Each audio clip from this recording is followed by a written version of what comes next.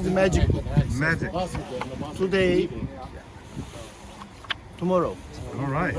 Awesome. Thank you. Was really a model civic agora up here that people coming into the city would pass through on their way. The second point is that we have an inscription on the theater from dating a couple decades later from one of the leading citizens named Salutaris. So this is a famous Salutaris inscription, and he funded sacred processionals through the city that began at that time. And Guy Rogers, who's worked on this a lot, estimates that with the donation amount, they were able to have about every 2 weeks a sacred procession through the city that would start at the Temple of Artemis, come through the Magnesian Gate, come up through the city, following largely the same path we're going to go through, then go back around Mount Pion to the Temple of Artemis, and we'll show you where that location was.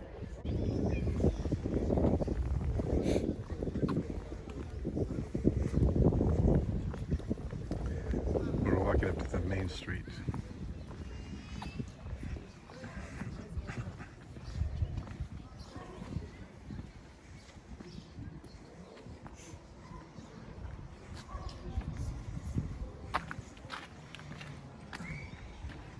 You'll be able to see a look down the street.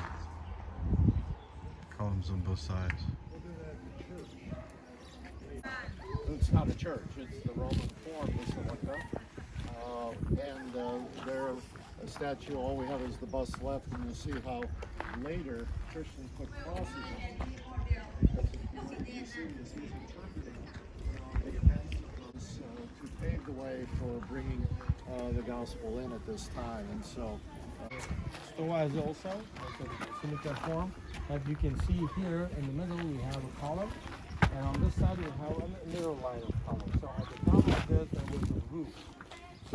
So you can see the original form. That the rest of this militarium was not existing, and then what you will see inside, it is completely reconstructed.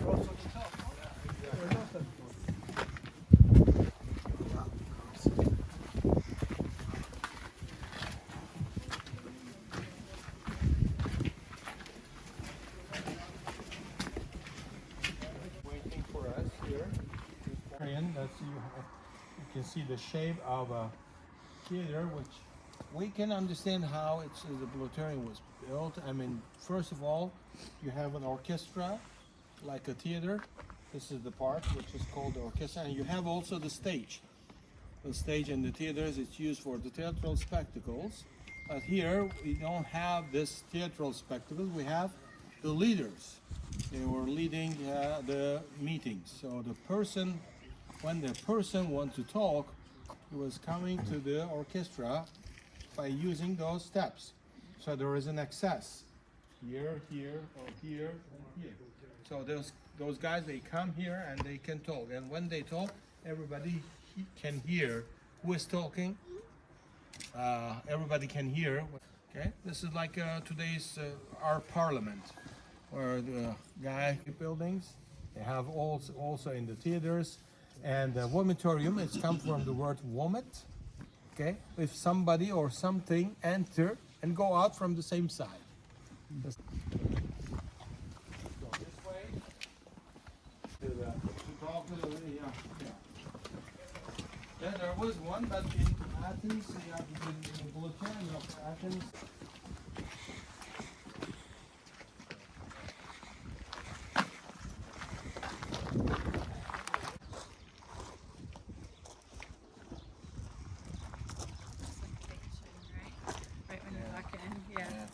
Same size. okay, so here we are. We mentioned also from the Roman citizens of these cities that because they did not worship the emperor as a divine being, they authorized Ephesus and Bithynia and Nicaea to build sanctuaries for Divus Julius, the divinized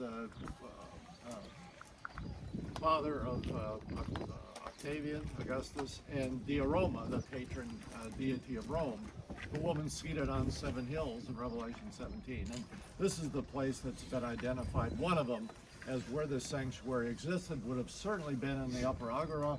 The other one is this temple in the middle as possibly the place. So archaeologists, they go back and forth depending on who's interpreting this. This has had tens of thousands of Roman businessmen living in them as tradesmen. We know that, for example, that we'll be talking about Mithridates in just a few minutes, that supposedly during the rebellion they killed 40,000 Romans in the province of Asia at the beginning of that. So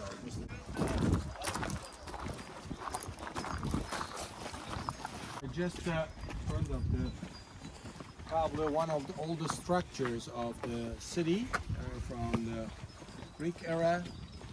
After the Lysimachus moved the city here, they probably founded as the structures, and this is what you can see, the Doric column. And Doric column, if you look to the top of the column, from that point, maybe it's not easy to distinguish from the distance, but there are the names of the priests written on those columns. The famous Hestiabulia was located.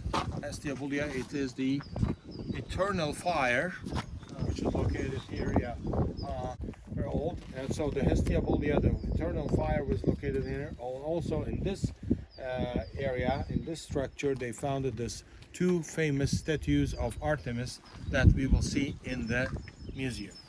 Column in the temple, and upon that column I'm going to write upon it the name of my God and the name of the city of my God. So here we have this phenomenon of names being written on columns. These all date from the latter half of the 1st century. These lists of the Quirites, we're going to be walking on the street, the Prytanes, the elite of the city who are running everything, and the priests in the Artemis cult. And then these are also the group of the Asiarchs that we've been talking about as well, the leaders of the Koinon. And this is the area then that the Asiarchs that are mentioned in Acts 19 would have been with Paul probably up in this area, because when they hear about the service, and incidentally this is where the town clerk, the grammateos, would be. This would be his office up here. And then he's called down, and just think of this as probably during an Artemisia festival, the annual one. The streets are packed with people. It's just like in Jerusalem going up for the festivals. They'd be coming from all over Asia and the Greek East for the festival. Streets packed. So by the time word of and you can't hear up here because of the acoustics in the theater. So the theater faced west going that way. They can't hear the riot that's going on. They've got to send messengers up there, fight their way through the streets. They're informed up here. The scribe hears and finally makes his way down. So you understand the city. As you read Acts 19, you can read kind of the dynamics of the movement that's going on there. And then Paul is contacted. He wants to go down in there, but the Asiarch prevent him from doing so to exacerbate the situation. And so this is kind of where the movement to quell the riot begins up in the upper city around So this. Paul would be up in the upper city with the elite of the city. At that time, you know, for some reason. So you've got friends in high places as a Roman citizen, which is one of the reasons I don't think we have an Ephesian imprisonment. They would have prevented that. So. Would Paul have ever gone to this other theater with the Senate in any of his interactions with? Paul would have done that in his home city of Tarsus. Okay. So he's claimed he was a citizen of Tarsus, so his family would be a part of the demos, and potentially even could serve as part of the boule. So these would be the select people out of the demos that would be chosen on an annual basis to run the affairs on behalf of the demos.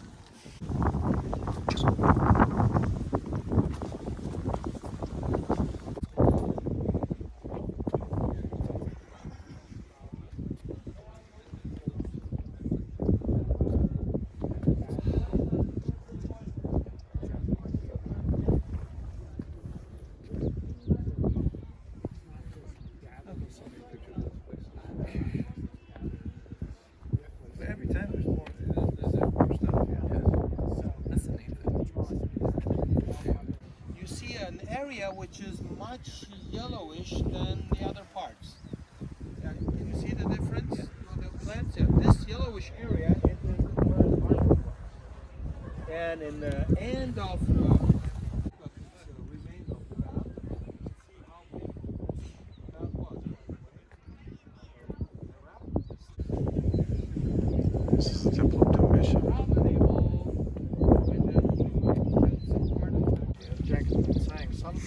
first century, it shifted the power from Pergamum being the capital of the province of Asia to Ephesus. And part of that, as he mentioned, and I agree, it has to do with access to the sea. And we're at the end, the terminus of this southern highway that began in Antioch. So I think that's why Paul, on the second journey, this is where he's trying to reach before the Holy Spirit diverts him after he enters the province of Asia. So they're reluctant to board them at Antioch. Some Revelation scholars who hold to a later date see this as the building of this temple as a potential rhetorical or crisis situation in the church community that causes John to be sent to the island of Patmos at this time. So the temple is built. 96, Domitian is assassinated. The Matthew Memorial is pronounced. So what happens? They repurpose the temple to his father and his brother, Vespasian, and to Titus. So it becomes the temple. So oftentimes they will say Domitian under that. But when you look at the bust of Domitian on coins, he does not look like the head that you see there. Also under the Matthew Memorial, not only would they scratch their name in, but they would destroy all the statues as well.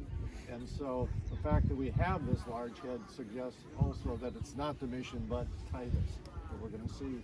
And it stood at over 20 feet tall. These giant supersized statues of the emperors would have been in the front of the temple as well. Revelation teaches the pictures, visual symbols. So we have Stephanos in her left hand, a promise given to the pictures of Smyrna. I'll give you the wreath of life, and then in the right hand, the palm branch. So remember when John looks at and read a book like Revelation. Still in Ephesus, walking around some of the structures.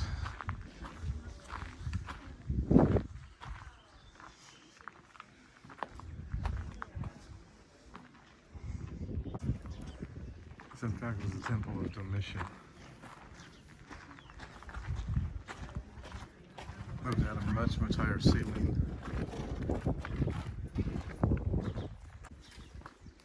Up the street here a ways, a bit steep.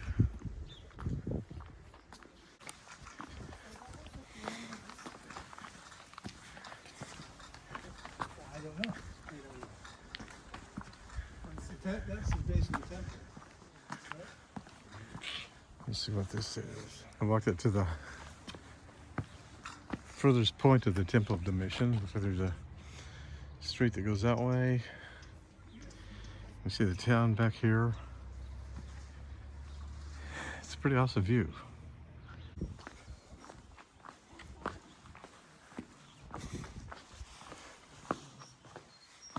In Ephesus, walking past the Temple of Domitian. Head back to the group. We're getting ready to walk down the main drag into the library. Get an idea of what the streets are like. And it's only 15% excavated. Got a long way to go. Entering the, I think it's the agora, which is a marketplace. And this will be restricted.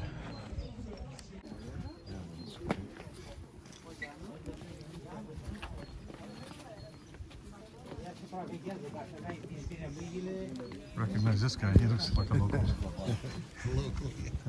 Street, we have those houses on one side and the shops on the opposite side. And we have also the archaeologists, they found several statues. One of them is these two that just replaced by the purpose they left on the side. Consequence happened later. This is the Boule and the Demas have erected this. But it has a word in the New Testament. At one point, they thought the Greek of the Old Testament or the New Testament was some Holy Spirit language, and started discovering inscriptions and found it's just the language of everyday life. And we have a word here that it describes a very famous figure in the New Testament, Luke the Iatros, the physician, and this is the same word in the describing Alexander here. He is the physician. These honorific inscriptions. It's the equivalent of Interesting naming rights on Stadiums. stadiums. And enclosed on the side. Donating a pew in the church or Get your name written. or a museum. Differently than the gray marble that you are walking at, which is very cheap. You can see this, I mean, in Turkey especially, marble is not an expensive thing. Believe or not, in Turkey, most expensive thing on your construction is wood. Maybe not this difference today because green marble can be fine, but still is much 3 times, 4 times more expensive than the ordinary one. We'll see his fountain. Fountain tree. Oh, yeah, we saw as in Istanbul, we saw the Sultan's fountain. I said it's a kind of propaganda. Same thing here now we can see. And we have an inscription from this fountain where Mark is now looking. You can see the words. Trajan. To Trajan, to the Caesar. The Caesar, Trajan, Caesar, as you can see, and also Yeah, we have the polis of the agoras of the Ephesians. So this is after only one temple. We're going to see another inscription that has the second one. So this is before the Hadrian temple. So it only has one agoras at this time. So this is another decorative image when we're talking about Artemis and what she actually has on her chest. But look at this egg and dart motif. And what it influences my personal interpretation of what we have on. just bring them to the Celsus library and they are free after this. They mostly just the position. This is the entrance to the room back.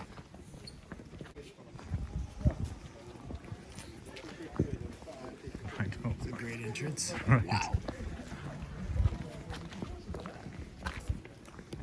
If you don't see anything belongs to Hadrian, it will be a big surprise. Obviously not, because he has his temple, a small temple dedicated to Hadrian in the city, in the main street, as you can see, the best place. There you go. This is, I mean, we have a nice. And this one, yeah? No, the other left-hand corner. Yeah, they are Roma.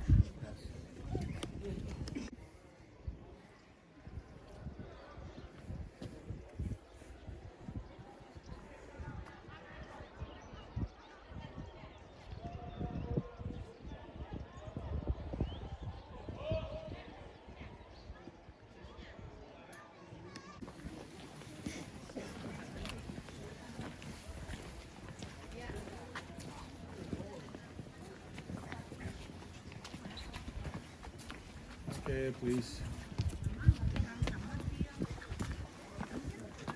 The lady we have on the side here. Recognize her? Diana? Yeah, Artemis of the Ephesians. Okay, so she's graphically depicted here on the side, and we have a series of inscriptions. A lot of these are very formulaic language. We're looking at some others that are just lined up. Ephesus is the largest epigraphic collection of any of our cities here, in the thousands. The boasting about who they are, the first and the greatest city of Asia, okay? The Ephesians. And the second agoras of the emperor of the Boule and the Demas erected this. And so this is after the Hadrian temple now, the second temple built in the 130s down in the lower cities. So as the city grew and the harbor receded, they reclaimed land down in there and they began to build down there. And that's where the Temple of Hadrian was built, the bath complex that the Jenk was showing from the upper city, building new houses, and eventually the Marian Church is built, or the so-called Church of Mary is built down there as well. So anyway, interesting, showing the connection then of imperial cult and with Artemis, and as we mentioned then the sacred processionals featuring both that went through the city. One of the rebukes against the Christians here is that they had lost their first love.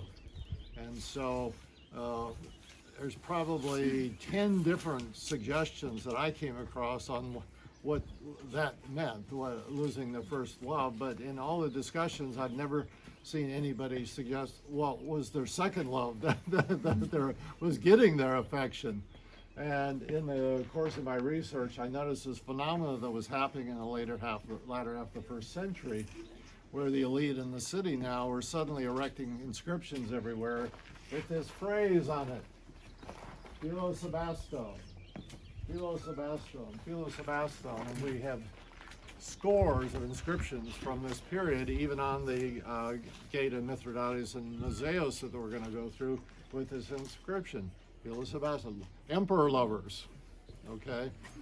So somebody said, well, they don't use agape or phileo. I mean, I'm of the opinion there's absolutely no semantic difference between the use of phileo and agapao. They function Philadelphia, rather than we have, you know. And so I think this possibly explains upper class people in the church now who are trying to live out their faith.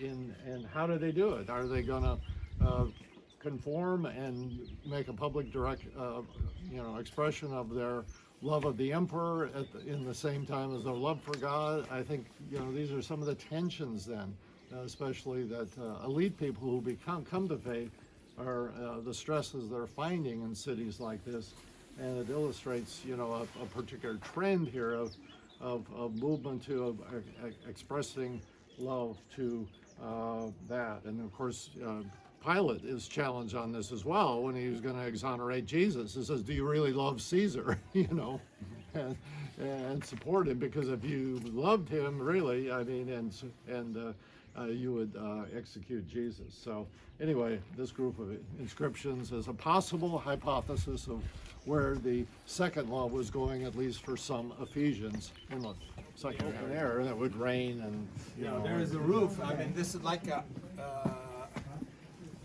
agora, which is surrounded with those columns. Yeah. There is a stoa here, and this part is, this one is, this part is.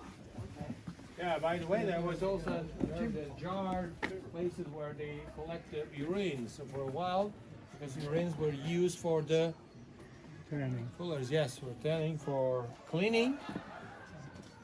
And you know that because they were selling this, they were making money, and the emperor Vespasian, he added a tax on this. Yeah.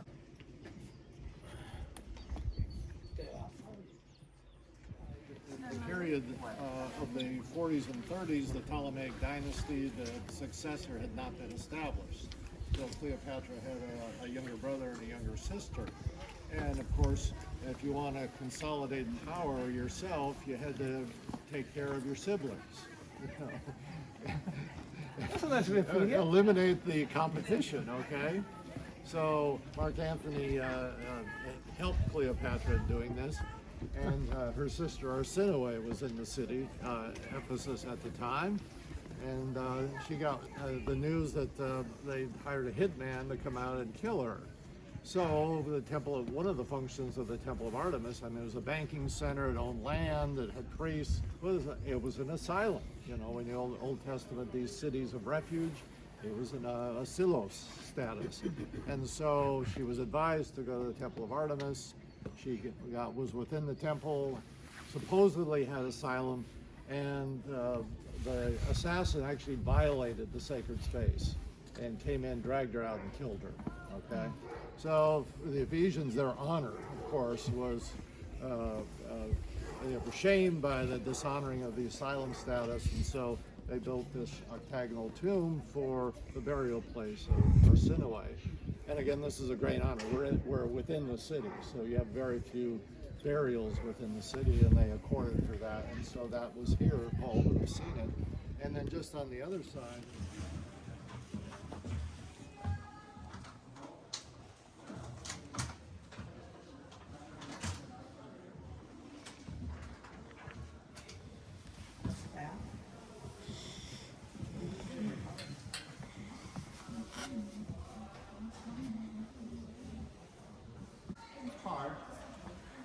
we see the wealthy people's house, and we start from the biggest one.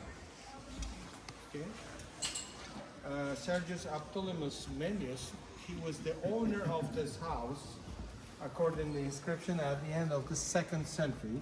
And the guy was the responsible of the state agora, civic agora. Responsible of the security, cleaning. As a, for example, one of the rooms of the house is here. And the main entrance of the house, it was from this area. As you can see, that's the entrance of the house. Not the one water, it comes there. And then they collected rain in their cistern, which is located at the bottom. And this also gives you, I mean, they can collect the rain. They can also have the sunshine during the day from the cover, because all the bottom of this atrium is the cistern. Where they collect the water. They have some small holes like this one. Called basilica because of the large construction. It's not a church. Don't think about the church. Don't mix with this. It's a basilica because of the.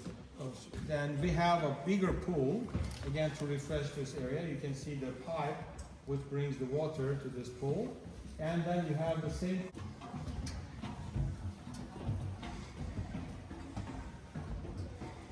That point, going slowly up, you know.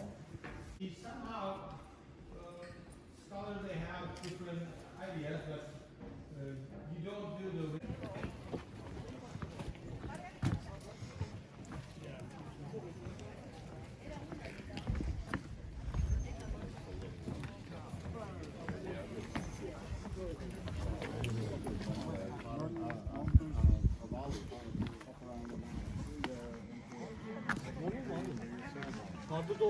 So there's a statue of Artemis that stood right there on that podium, and then we have an inscription over there in the Christian period that says that the statue of the demon Artemis was taken down and a cross was put there now to declare who is the new lord of this city.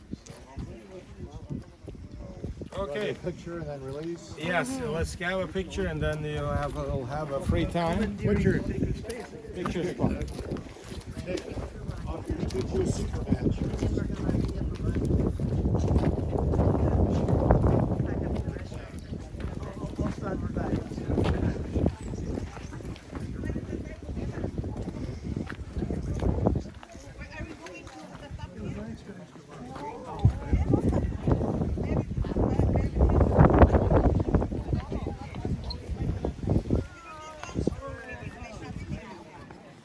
So energetic.